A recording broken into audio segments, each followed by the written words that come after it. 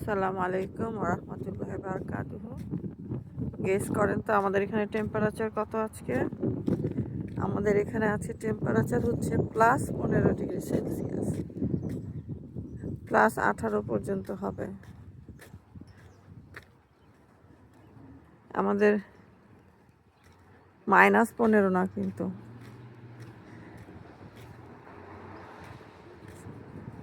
সুবহানাল্লাহ, খুবই এক্সাইটিং ব্যাপার আসলে আমাদের জন্য। সাডেনলি এরকম স্প্রিং টেম্পারেচার পাওয়াটা খুবই ভাগ্যের কথা। আজকে হচ্ছে শনিবার, স্যাটারডে। মুসার বাবা গিয়েছে বড় ছেলেকে আনতে। রায়ান আমার বড় ছেলের নাম। এই যে দেখেন বরফগুলো গলছে, গলে এরকম পানি পানি হয়ে গেছে। এটা কিন্তু কোনো লেকও না, নদীও না, এগুলো হচ্ছে বরফ গলা পানি, বরফ গলা আর্টিফিশিয়াল নদী তৈরি হচ্ছে আর কি। আস্তে আস্তে পানিগুলো অ্যাবজর্ব হয়ে যাবে। মুসাকে মাত্র ঘুম থেকে তুললাম, অলমোস্ট 12টা বেজে গেছে, সে ওঠেনি। ভাই আসবে, সে খুবই এক্সাইটেড। তো প্রচুর পানি জমেছে এখানে, সুন্দর লাগছে দেখতে আসলে। আমি বললাম যে আমাকে বাইরের টেম্পারেচারটা অ্যাবজর্ব করতে হবে, একটু এনজয় করতে হবে, তুমি খেতে থাকো, আমি আসছি। আমি সাধারণত ওকে ঘরে একা রেখে কোথাও যাই না। এই যে বরফ বরফ পড়ছে, আমার বুট পরা নাই, আমি স্নিকার পরে বের হয়েছি, না হলে আমি এখানে আরো নিচে নামতাম।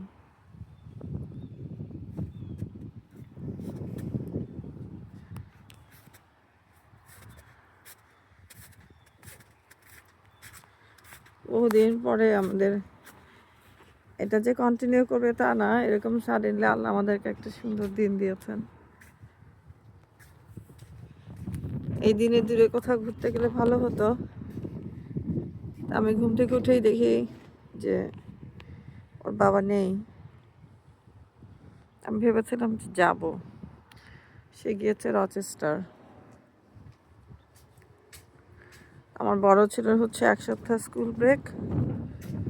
আজকে আমাদের এখানে রোজা হচ্ছে 18তম রোজা।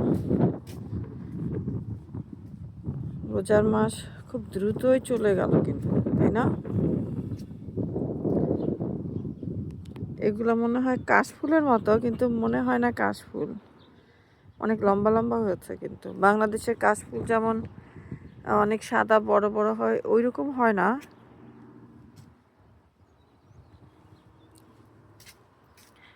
আমেরিকার পতাকা দেখলে এখন লোকজন নিশ্চয় মেজাজ খারাপ করবে।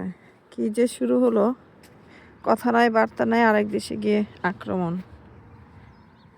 পুরো দুনিয়াটার মধ্যে একটা কেওটিক সিচুয়েশন হয়ে গেছে।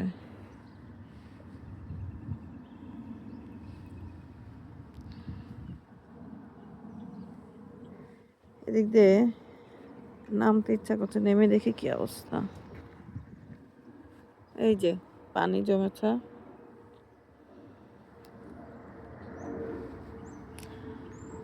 আজকে 18, আজকে রাতে হবে 19তম রোজার রাত, আগামীকাল হবে 20তম রোজার রাত,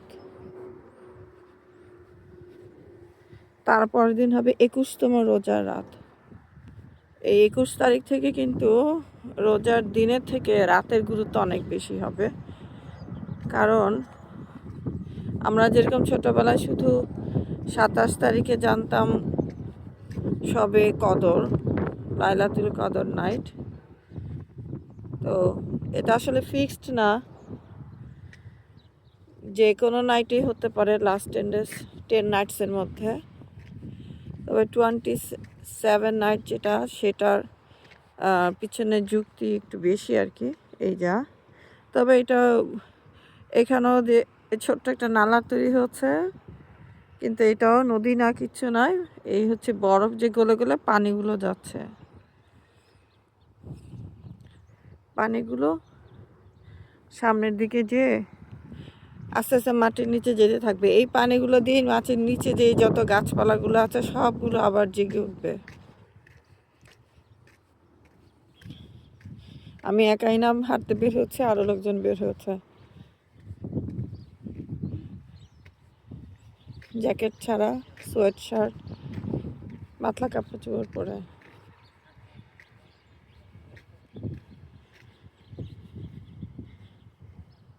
তো যেটা বলছিলাম, 23 23 রোজার রাত, 24 রোজার রাত, 25 রোজার রাত, এগুলো কিন্তু লাইলাতুল কদর নাইট হতে পারে। 27 রোজার রাত তো সবাই মোটামুটি পালন করে। তো বাকিগুলো চিন্তা করা উচিত আর কি, মাথায় রাখা উচিত যে ওই যে দেখুন ওই লোক হচ্ছে ছেলে মেয়ে নিয়ে একদম শর্টস পরে বের হয়ে গেছে। তো মানে শেষের 7 দিন হচ্ছে বেশি তালিকার মধ্যে আছে আর কি। লাস্ট 7 days আপনি মোটামুটি ভাবতে পারেন যে হ্যাঁ, আমার নেইবার হচ্ছে সেও শর্টস পরে বসে আছে, মহিলা কিন্তু, পুরুষ না। সবাই একেবারে শর্টস বের করে ফেলেছে। শর্টস মানে হচ্ছে হাফ প্যান্ট আর কি, এখানে মহিলারা হাফ প্যান্ট পরে। তো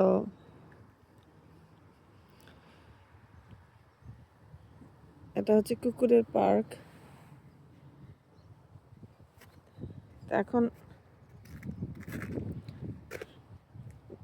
এই রাতগুলোতে যে কোনো একটা লাইলাতুল কদর নাইট হবে আর কি, এবং একটা রাত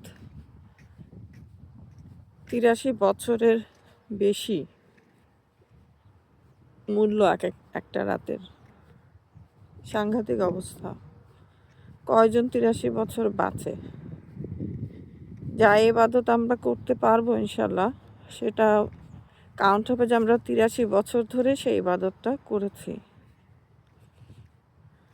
তো যারা এখনো ঈদের শপিং করেননি বা করতে চাচ্ছেন, তারা এই আগামী 2-3 দিনে কমপ্লিট করে ফেলতে পারেন, যাতে পরবর্তীতে ঈদের শপিং নিয়ে সময় নষ্ট না হয়।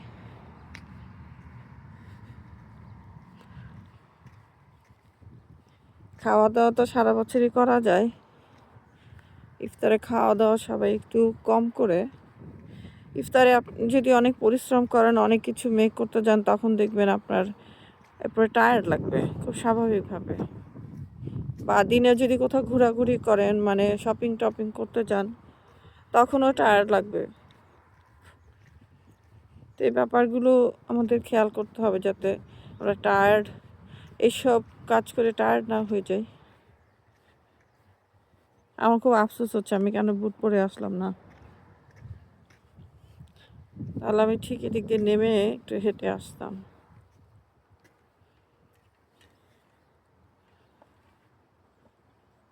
মুসা খুবই এক্সাইটেড, তার ভাই আসবে। তার ভাইকে যে সে কী পছন্দ করে, কারণ হচ্ছে দুজনের খেলে, যদিও বয়সের পার্থক্য কিন্তু অনেক, দুজনের মধ্যে বয়সের পার্থক্য 11 বছর, কিন্তু সে তার ভাইয়ের সাথে খুব সুন্দরভাবে গেম খেলে এবং এমনভাবে কথা বলে মনে হয় যে দুজনের বয়স আসলে কাছাকাছি, সমান সমান। এখন আমার মেয়ে যদি থাকে বাসায়, তখন ও খুব একা ফিল করে, কারণ এরা দুইজন কুটকুট করে গেম খেলতে থাকে, কথা বলতে থাকে, আর ও পার্টিসিপেট করে না আর কি। ওর রুমের মধ্যে বসে বই পড়ে বা অন্য কোনো কিছু করে। ওই যে বাচ্চাদের নিয়ে প্লেগ্রাউন্ডে চলে গিয়েছে একজন।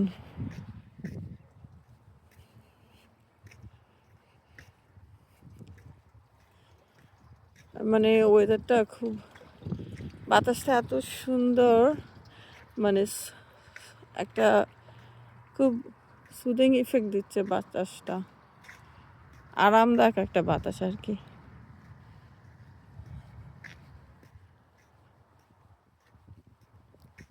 সবাই ভালো থাকবেন, দোয়া করবেন আমার জন্য।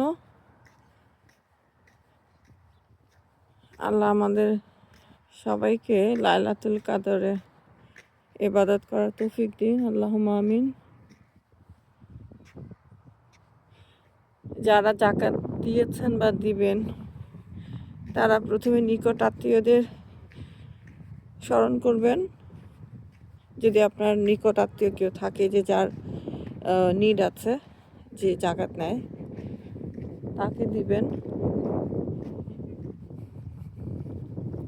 তাদের আসলে প্রাপ্য আগে। যাকাত কিন্তু একটা ইবাদত। এটা অনেকে দেখি যে যারা সেলিব্রিটি টাইপ তারা যাকাত দিচ্ছে, সেটা আবার ভিডিও করে দেখাচ্ছে। ইবাদত ভিডিও করে দেখালেতে কিন্তু ইবাদতের সৌন্দর্যটা কমে যাচ্ছে, রিয়া হয়ে যাচ্ছে আর কি। আপনি তো নামাজ পড়তে পড়তে ছবি তুলে দেখান না যে আমি নামাজ পড়ছি, দেখেন কি আমি এত রাকাত নামাজ পড়ছি, তারাবির নামাজ পড়ছি, ফজর নামাজ পড়ছি, ফজর নামাজ ভিডিও করেন কি? তাহলে যাকাত দেওয়ার সময় কেন ভিডিও করতে হবে? আজকাল লোকজন ইন্টারভিউতে অনেক সময় দেখে যে বলে যে আমি নামাজ পড়ি, আমি তাহাজ্জুদ পড়ি, আমি কোরআন পড়ি। এর বলার তো কিছু নাই। আপনি কার জন্য করেন? আপনার নিজের জন্য, আল্লাহকে খুশি করার জন্য, বা আল্লাহ বলেছে সেটা ম্যান্ডেটরি কাজ নামাজ পড়াটা, সেই জন্য করছেন। আপনার হোমওয়ার্ক আপনি করছেন, সেটা আরেকজনকে বলতে হবে কেন? এমন বড় কিছু না। নামাজ পড়াটা কিন্তু এমন না যে আপনি নামাজ পড়লেন, রোজা রাখলেন, যাকাত দিলেন, তারপরে পর্দা করলেন, এর মানেই না যে আপনি বিরাট বড় আলেম ওলামা হয়ে গেলেন। এর মানে হচ্ছে আপনি আপনার রেগুলার যে কাজগুলো আল্লাহ করতে বলেছে সেইগুলো আপনি করছেন, এর বাইরে কিন্তু বেশি কিছু করছেন না। তো এইটুকু করলে অনেকেই আবার ভাবে যে আল্লাহ এ তো অনেক বড় পরহেজগার মানুষ। ব্যাপারটা কিন্তু তা না। ব্যাপারটা হচ্ছে আপনি জাস্ট বেসিক কাজগুলো করছেন, এর বাইরে কিছু করছেন না। তো মোটামুটি আমি তো আমার জানা মতে মোটামুটি সবাই বেসিক কাজগুলো করে আসলে। এখন 19-20 আছে, কেউ একটু বেশি কেউ একটু কম করে। চেষ্টা থাকা উচিত। আর হেদায়েত তো সবার জন্য একই সময়ে হয় না আসলে।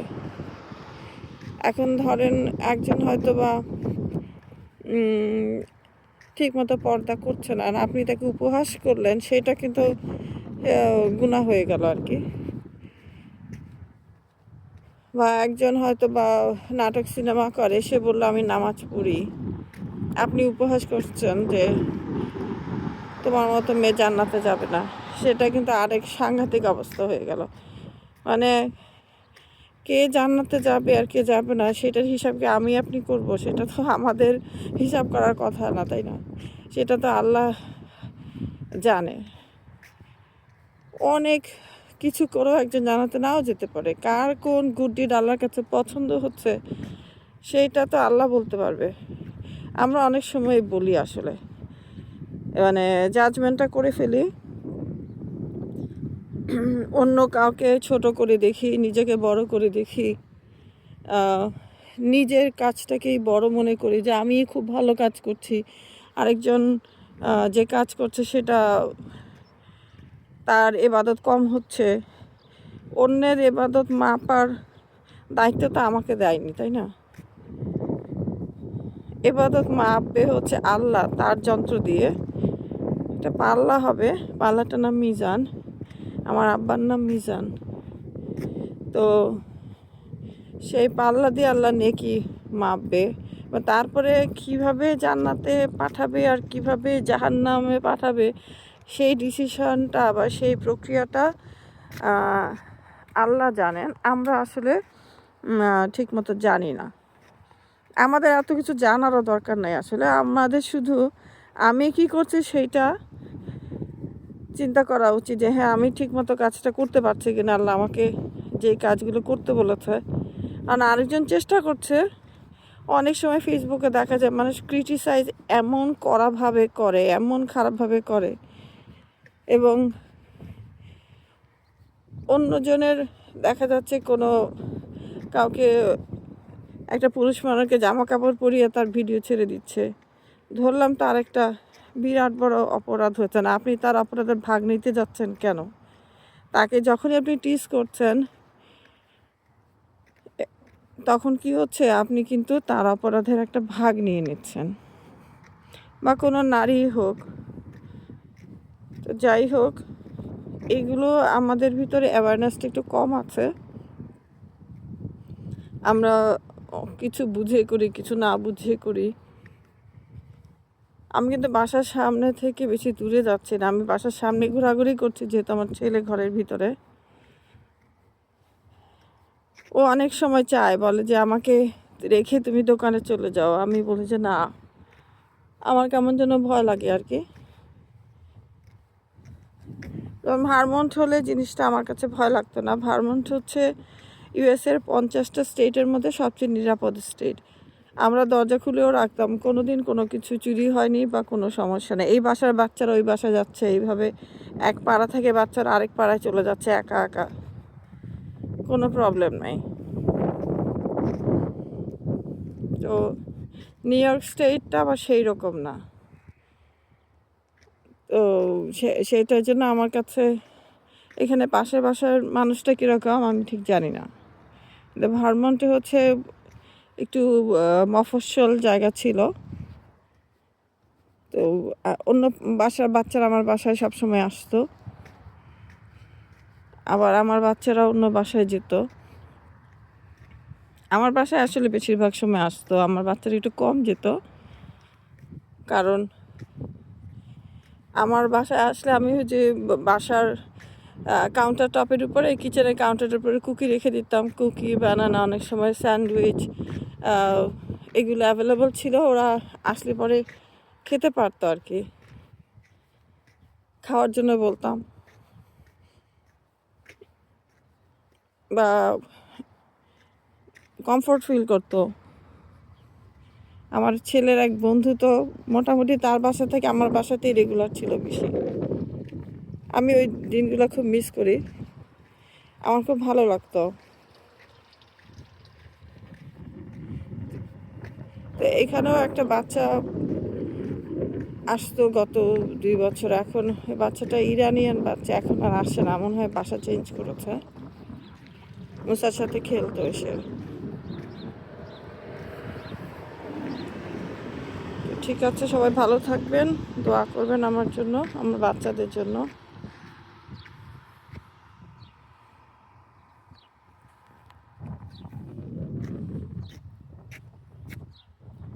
আমার তো মনেই হচ্ছে না যে আমি ঘরে ব্যাক করে যাই। আমি রোদের জন্য কিছু দেখতেও পাচ্ছি না।